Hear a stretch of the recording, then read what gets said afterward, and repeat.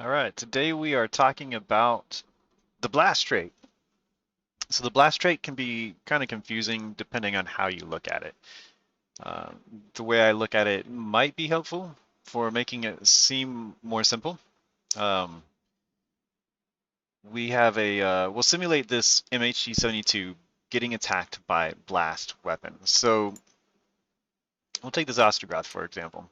Now the Ostrogoth has a artillery gun which can only shoot indirectly, but let's say it could shoot directly for a moment. A regular attack might start with 2 die, and then of course the hover tank starts with 2 die. The hover tank's getting some type of cover benefit here, so it would get 3 die, and this would be like a direct attack. Now, the artillery gun, it shoots indirectly. If you shoot indirectly, then the blast trait will kick in. What ends up happening is the Ostrogoth will lose 1 die because it's shooting indirectly, but then the MHT also loses a die because the blast effect takes out the effect of the cover. As long as that Ostrogoth has a line of sight to that MHT.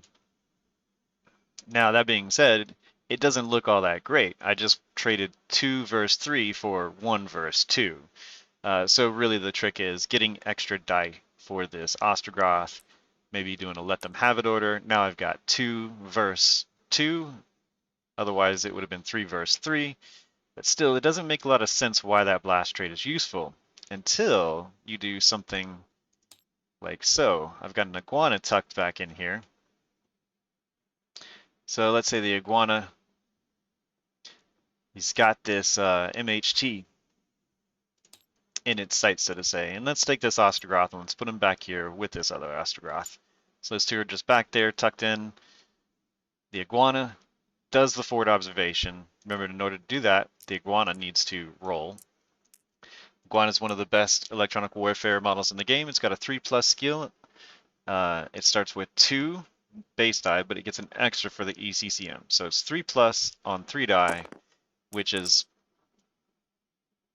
almost a guaranteed success all the time. It's pretty hard not to get that 3, at least 1 3 or better. Just rolling through it. Yeah, so you can kind of see. As long as nobody's opposing that iguana's chances of getting that forward observation off are pretty good. All right, so it does that. Now, from the iguana's point of view, it does have that MHT in sight with line of sight. So if the iguana sends that forward observation data to these 2 Ostrogoths will fire on this MHT indirectly with artillery guns.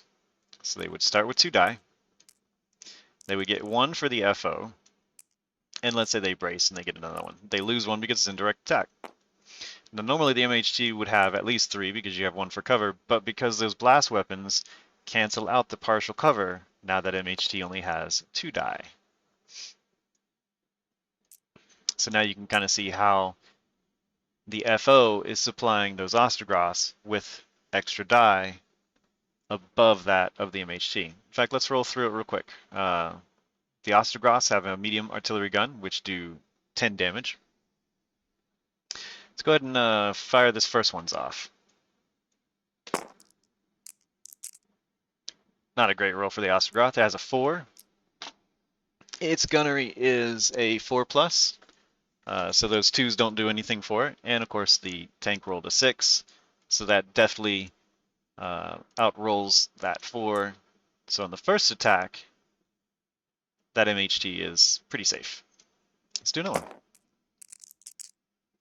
There we go, second attack. So this one's a little bit more scarier for the MHT.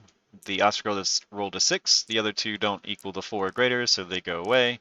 And literally our poor tank here has just rolled a 1. So Ostrogoth beat it by 5. Remember, the damage of the artillery gun should be 10. Let me double check it just to make sure. Yep, 10 plus 5 is 15. The armor on the MHT-72, I believe, is 10. So this poor MHT-72 takes 5 damage. Not dead, but definitely hurt. Pretty good strike.